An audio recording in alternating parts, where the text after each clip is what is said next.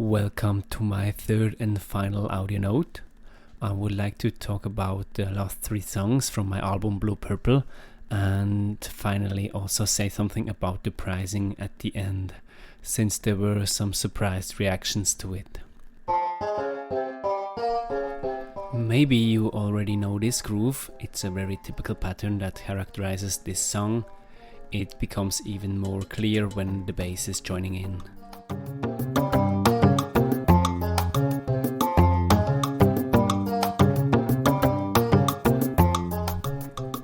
This is a very old song called Tanga.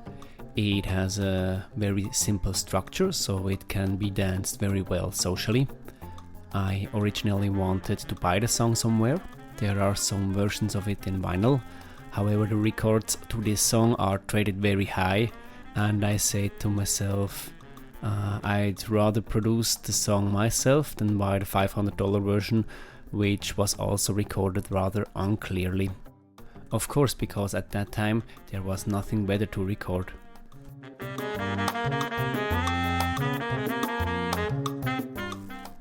It is a song where the instruments can enjoy their solos.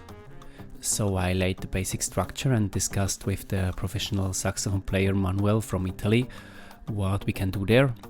We already had a good collaboration in other songs, so he gave me some suggestions and which I could then embed into the song, and so my Tanga was formed. Excellent work from Manuel.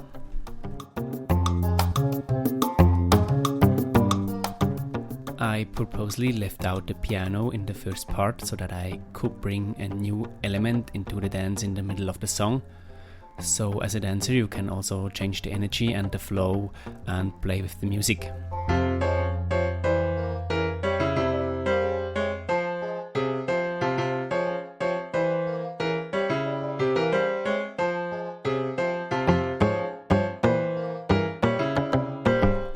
I really love this version of Tanga. It's very danceable and a lot of people asked for it when I played it as a DJ. You might also notice that some instruments are not real but sampled, like the percussion or the mandolin. I also wanted to make a song that sounds less lively.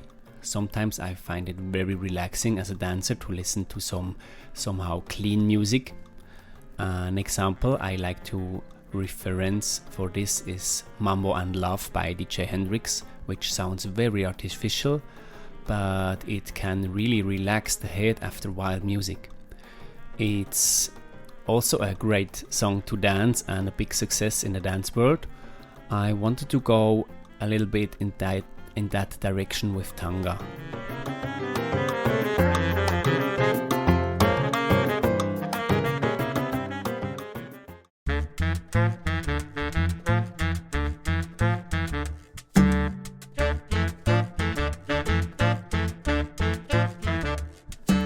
So Juego de Mimo is my second composition.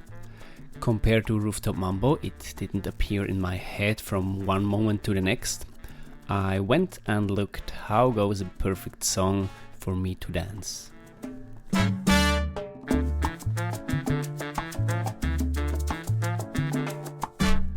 A perfect song for me is one that is varied but predictable, a song that I can dance to musically the first time I hear it.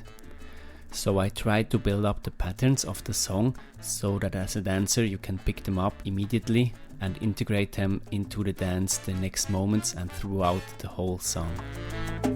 I remember well when the Munich Russians dancers group was in Zurich and I played that song, I could see that it actually worked.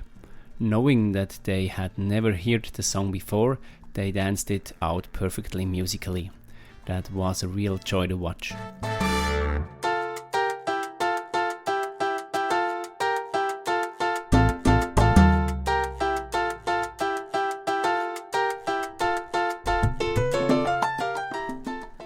I like instrumental music and I like music with a piano break that comes awesome, and I like music with awesome solos, and Juego de Mimo has all of that.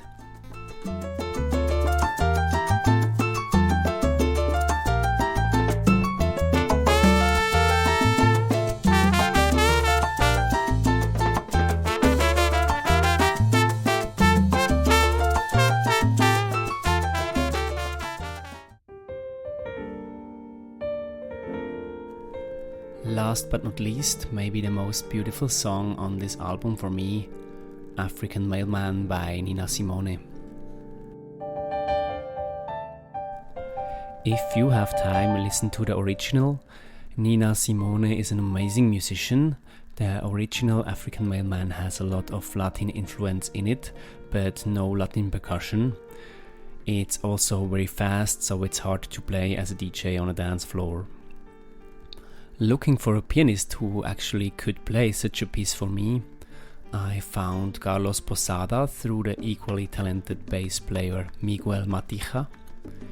Together they made 2 African Mailman versions for me, one that is more like the original and one more romantic, in minor key. The specification I gave was the length and the speed, and that it should not be too complicated.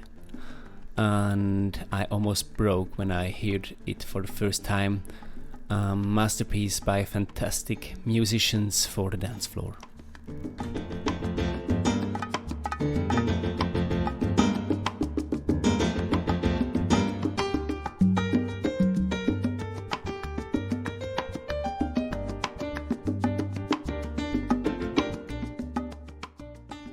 So that's it.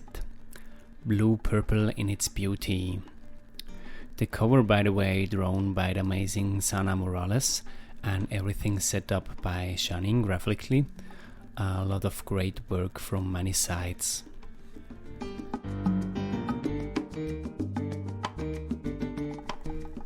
Which leads me to the topic of finance. Many were visibly shocked about the album price of 60 francs, which is about 60 euros or 60 US dollars. However, I also paid the musicians fairly, as well as everything around. The CD is professionally produced and manufactured. Everything is cleanly licensed. If you talk to other musicians in our area, you will see that no one makes much money in it. This is because the music market is very distorted and many musicians have to submit to the system.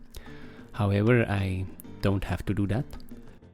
Almost no one buys music anymore, and streaming services take out musicians unless they are super famous. So you will probably never find my music on such a platform either. I charge an amount for the music which should also allow musicians to work more for me.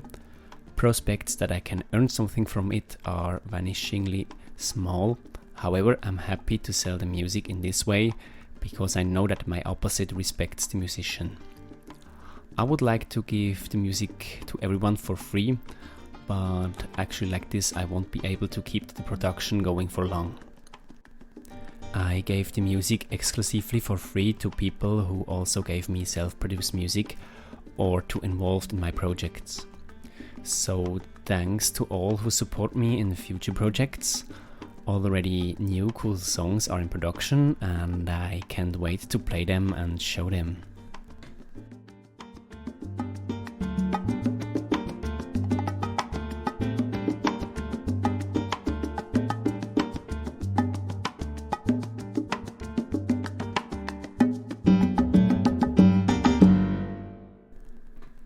Thanks for listening to my audio notes. I look forward to any comments or discussions.